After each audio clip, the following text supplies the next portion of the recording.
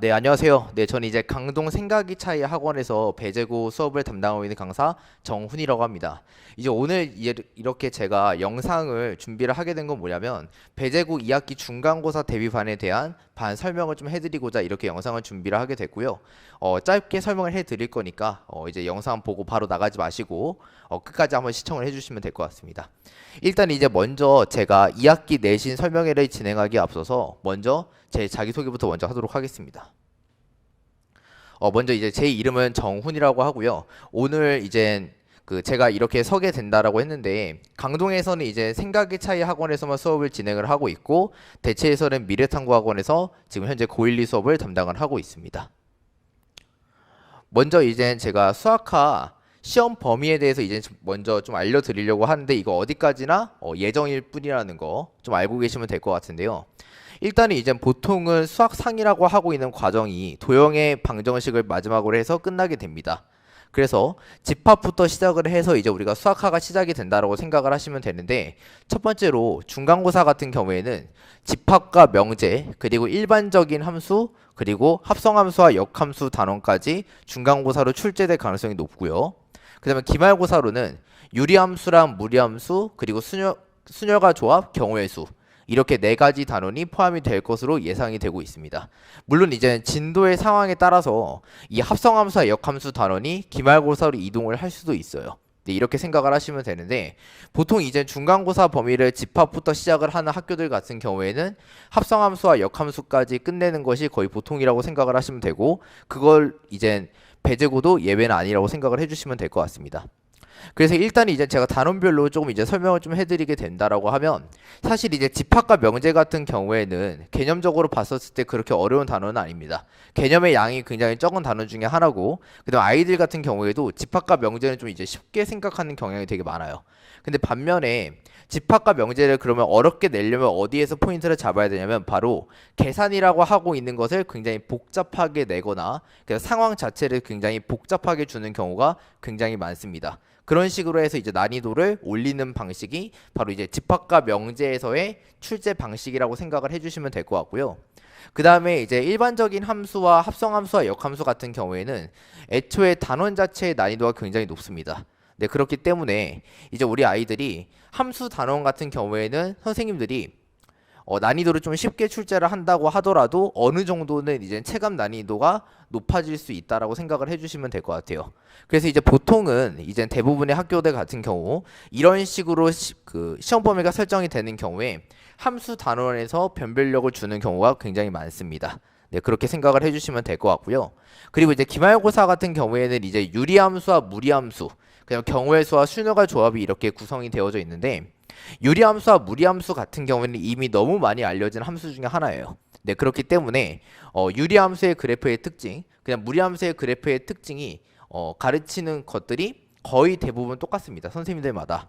네, 그렇기 때문에 유리함수와 무리함수 같은 경우에는 굉장히 스킬적인 부분도 되게 많고 그 다음에 이미 나온 문제들이 굉장히 많기 때문에 새로운 발상을 요하는 문제는 거의 나오지 않습니다. 네, 그렇기 때문에 학원 선생님들끼리 이렇게 좀 이제 수업을 하는 걸 보면 거의 다 비슷해요. 네, 그렇기 때문에 그냥 선생님들이 가르치는 거 전부 다 스킬적인 부분을 익히게 된다라고 하면 그렇게 어렵지만은 않은 단원이라고 생각을 하시면 될 것 같습니다. 근데 이제 문제는 기말고사에서 이제 변별력을 줄 수 있는 단원이 바로 경우의 수와 수녀가 조합이라고 생각을 하시면 되는데 이제 우리 어머님들께서 우리 아이들이 이제 중학교 2학년 때 이제 확률이랑 이제 경우의 수를 세는 단원이 있죠. 이미 이 단원에 대해서 좀 이제 약점을 가지고 있는 학생들 같은 경우에는 이미 중학교 때부터 굉장히 어려움을 많이 겪었을 거예요. 네, 그렇기 때문에 중학교 2학년 때 만약에 확률과 경우의 수 단원을 굉장히 어려워했다라고 하면 그 학생들 같은 경우에는 기말고사 때 이 파트에 대해서 굉장히 고전을 할 가능성이 굉장히 높습니다. 네, 그리고 경우의 수냐 수녀가 조합 같은 경우에는 이제 개념이 굉장히 양이 적어요. 근데 문제에 대한 유형이 되게 많거든요. 네, 그럼 거기서 이제 우리가 아이들이 굉장히 좀 이제 어려움을 겪는 이유가 뭐냐면 애들이 문제는 다 풀어요. 본인 나름의 방식을 가지고 경우의 수 문제를 푸는데 풀었음에도 불구하고 답이 맨날 틀리는 거예요. 그래서 이제 우리가 2학기 기말고사 같은 경우에는 어느 학교나 이 단원이 들어가겠죠. 그래서 이제 우리 아이들한테 물어보게 된다라고 해보면 아이들이 다 맞았다고 해요. 다 풀었다고 얘기를 해요. 근데 실제로 이렇게 채점을 해보게 된다라고 하면 틀리는 경우가 굉장히 많습니다. 네, 그 정도로 이 경우의 수와 수녀가 조합 같은 경우에는 계산이 복잡을 하는 경우도 있고요. 아이들이 이제 실수로 이제 예를 들어서 곱하기 1을 해야 된다 안 한다든지 뭐 이런 실수들이 굉장히 많은 단원입니다. 네, 그렇기 때문에 기말고사가 이렇게 네 가지 단원으로 구성이 되어져 있다라고 하면 변별이 될 수 있는 단원은 보통 수녀가 조합해서 힘을 줄 가능성이 굉장히 높다. 이렇게 생각을 해주시면 될 것 같아요. 그래서 이 수학하라고 하고 있는 2학기 수학을 담당하고 있는 단원의 구조가 이런 식으로 구성이 되어져 있고 시험에서 어렵게 나올 가능성이 높은 단원은 합성함수와 역함수 그리고 수녀가 조합이다. 네, 이렇게 생각을 해주시면 될 것 같습니다. 그래서 이제 제가 먼저 제시를 하고 있는 2학기 내신 대비의 핵심 포인트를 좀 말씀을 드리게 되면 첫 번째로는 중간고사를 잘 보는 것이 매우 중요합니다. 일단 이제 선생님들 자체가 배제고 말고도 다른 학교도 보통은 중간고사를 좀 쉽게 내요. 왜냐면 이제 우리 아이들이 수학하에서 어느 정도 성취를 보이는 거를 선생님들도 예상을 하기가 힘들기 때문에 중간고사부터 문제의 난이도를 높이기는 쉽지 않습니다.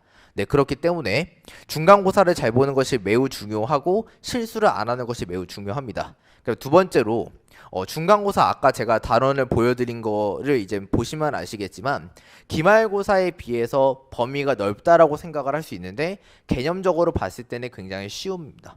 그래서 이제 단원 자체의 난이도가 기말고사 범위에 비해서 굉장히 쉬운 난이도가 중간고사 범위이기 때문에 중간고사에서 이제 만약에 실수를 많이 하는 경우에 기말고사에서 역전을 시키기가 굉장히 어렵습니다.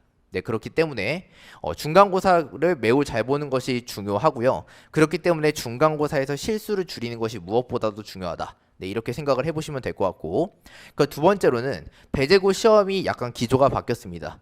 이제 작년 같은 경우에는 이제 배제고 같은 경우에 모의고사 문제들이 굉장히 많이 나왔어요. 최신 5개념 문제가 굉장히 많이 나왔다라고 생각을 해주시면 되는데 이번 기말고사 문제를 보게 된다라고 하면 물론 모의고사 문제가 안 나온 것은 아니지만 중간고사 때나 작년에 비해서는 모의고사 문항들이 굉장히 숫자가 많이 줄어들었어요. 그리고 모의고사 문제가 나오게 된다고 하더라도 어느 시중 문제집에나 있는 흔한 문제들이 굉장히 많이 나왔거든요. 그렇기 때문에 모의고사 문제가 많이 나오기는 하나 제일 중요한 건 뭐냐면 계산력이 매우 중요하다고 생각을 하시면 돼요. 이제 고정적인 1등급 학생들을 제외하고는 아마 이번 기말고사 때 아이들이 시간이 굉장히 모자랐다는 말을 굉장히 많이 했을 겁니다. 네, 그렇기 때문에 이 계산력이 굉장히 많이 중요하다고 생각을 해주시면 돼요.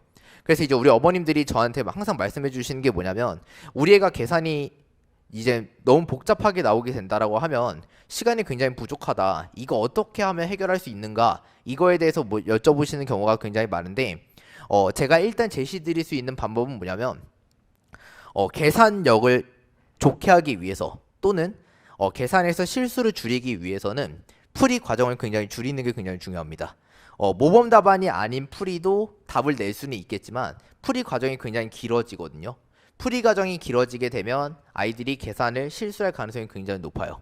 그렇기 때문에 이제 우리 아이들이 2학기 때 성적이 좀 잘 나오게 하기 위해서는 어떻게 해야 되냐면 문제 풀이 자체를 짧게 푸는 게 굉장히 중요하고요.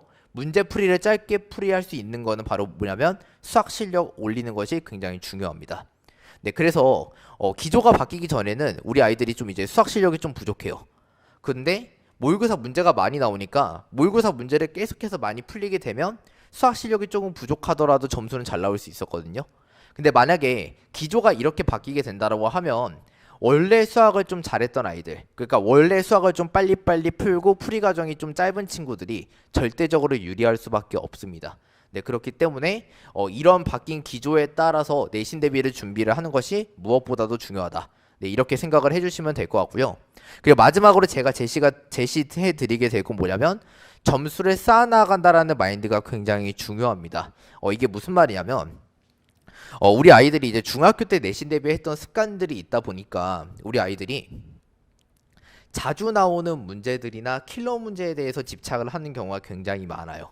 왜냐하면 거기에서 점수가 깎이면 안 되니까. 근데 이제 마인드를 새로 가져가 주셔야 되는 게 뭐냐면 점수를 쌓아나간다라고 생각을 해야 되는 거예요.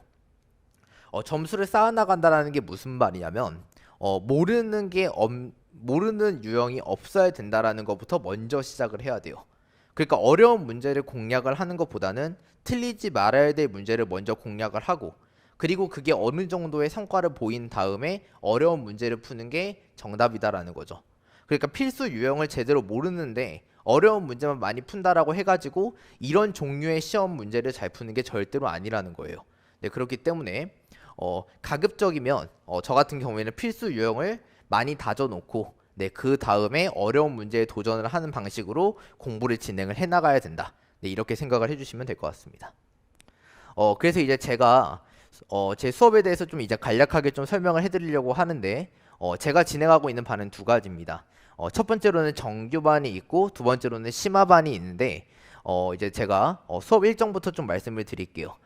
수학과 내신 정규반 같은 경우에는 목요일, 일요일 7시부터 10시까지 수업이 진행이 되고 그 다음에 8월 22일 날 그러니까 개학을 하게 된다라고 했을 때 바로 개강이 된다라고 생각을 해주시면 될 것 같아요. 그래서 제가 이제 12회 동안으로 준비를 하게 됐고요. 추가적으로 이제 만약에 학사 일정이 바뀌게 되면 추가적으로 회차가 더 늘어날 수도 있고 줄어들 수도 있다. 네, 이렇게 생각을 해주시면 될 것 같습니다. 그래서 이 정규반 같은 경우에는 심화반이 아니기 때문에 일단 수업의 목표 자체가 뭐냐면 실전 개념을 정리를 하는 걸 가장 최우선으로 하고 있습니다. 문제를 푸는 데 있어서 가장 필요한 개념들, 교과서적인 개념을 넘어서서 실전 개념을 먼저 정리를 하게 될 거고 그냥 2반 같은 경우에는 아까 점수를 쌓아나가는 게 중요하다라고 이야기했었죠. 그래서 이제 필수 유형을 전부 다 맞추는 걸 목표로 하고 있는 반입니다. 네, 그래서 필수 유형을 공략을 하게 될 거고 역시나 배제고가 이제 모의고사 문제를 많이 줄이긴 했으나 그래도 많이 나오는 편이죠. 그래서 이제 모의고사 대비까지를 진행을 하고 있는 반이라고 생각을 해주시면 될 것 같습니다. 그리고 심화반 같은 경우에는 이제 필수 유형 정도는 어느 정도는 다 다룰 수 있는 학생들 그 학생들을 대상으로 하고 있다라고 생각을 하시면 되고 마찬가지로 목요일 일요일날 수업이 진행이 되는데 바로 정규반의 앞타임에서 진행이 됩니다. 4시부터 7시까지 수업이 진행이 된다라고 생각을 하시면 될 것 같고 그 다음에 개강일과 회차는 22일 12회로 동일합니다. 그래서 여기 같은 경우에도 실전 개념을 무조건 한번 정리를 하게 되는데 앞에 반 같은 경우에는 필수 유형을 공략을 하는데 집중을 하게 된다고 하면 요 반 같은 경우에는 중킬러와 킬러 문제를 맞추기 위한 엔제 그러니까 문제풀이 위주의 반이 진행이 된다라고 생각을 해주시면 될 것 같습니다. 그래서 이제 개념을 간략하게 설명을 하고 우리 아이들이 시험장에서 실제로 맞닥뜨릴 수 있는 중킬러 문제에 대한 대비 문제풀이 반이 된다라고 생각을 하시면 될 것 같고 모의고사 역시 정규반과 동일하게 컨텐츠가 진행이 된다라고 생각을 하시면 됩니다. 그래서 이제 정규반과 심화반이 둘 다 모의고사 문제를 충실하게 다루고 있고 그 다음에 실전 개념을 정리를 하는 데 있어서 포커스를 맞추지만 앞에 같은 경우에는 필수 유형 위주 여기 같은 경우에는 중킬러와 킬러 문제 위주로 수업이 진행이 된다라고 보시면 될 것 같아요. 그래서 이제 제가 수업에 과제 그러니까 그거부터 먼저 설명을 좀 해드리게 된다라고 해보면요. 첫 번째로 이제 제가 심화반과 정규반이 동일하게 공통적으로 과제가 나가는 거는 바로 과제장입니다.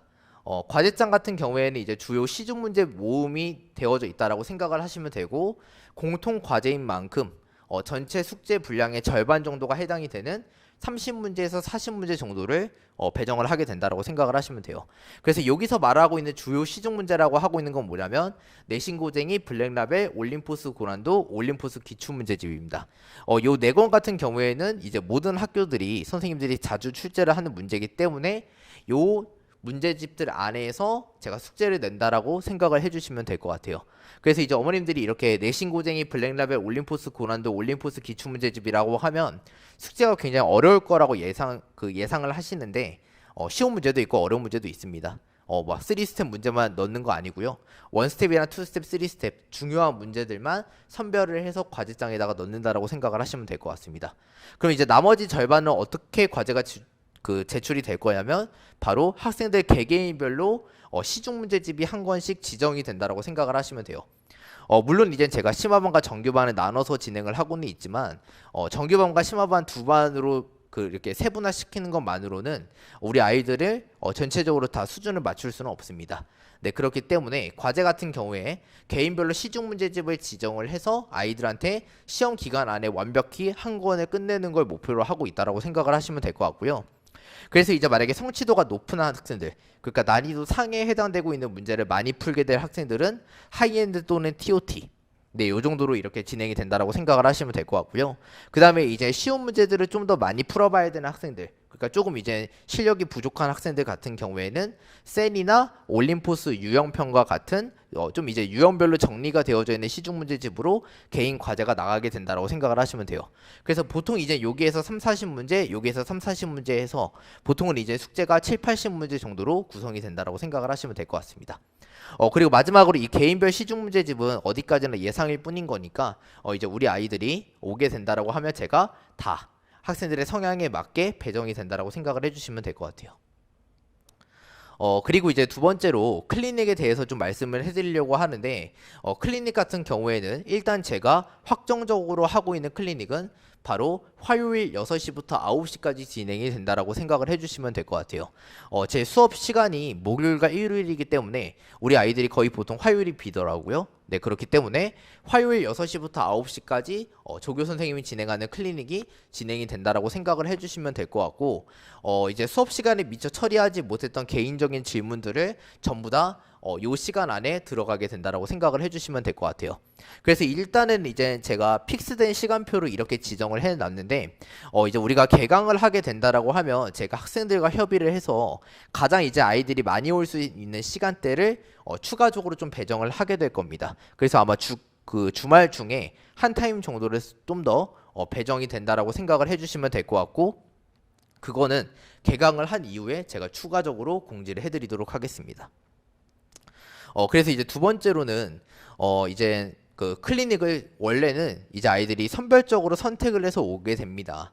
네, 근데 이제 테스트를 통과하지 못하거나 그러니까 일정 점수 이상이 나오지 않거나 아니면 이제 과제 점수, 그러니까 과제 점수라고 하면 뭐냐면 총 문제수에서 맞은 문제수를 의미하고 있어요. 그러니까 푼 문제수가 아니라 맞은 문제수입니다.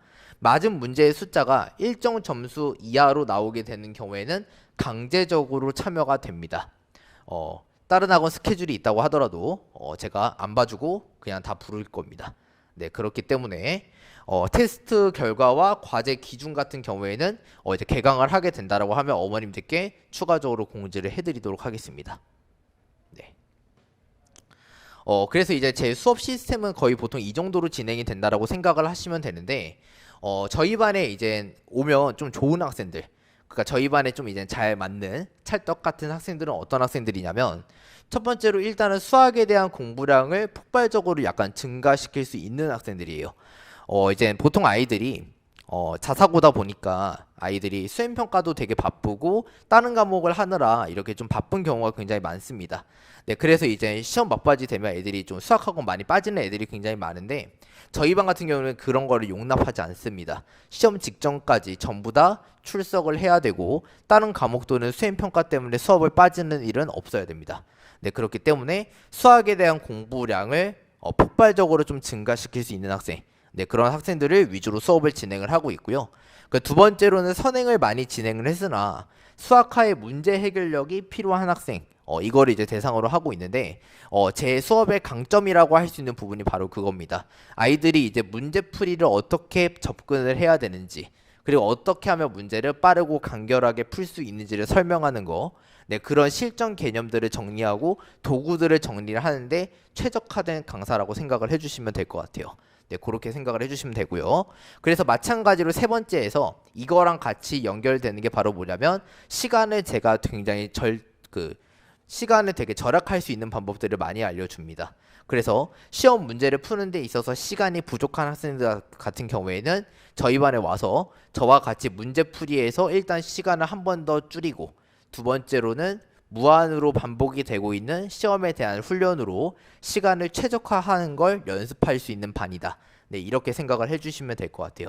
그래서 이 두 가지 같은 경우에는 제가 다른 강사분들에 비해서 확실하게 가지고 있는 강점이기 때문에 이 강점이 필요한 학생들 같은 경우에는 주저하지 말고 네, 등록을 해주시면 좋을 것 같습니다.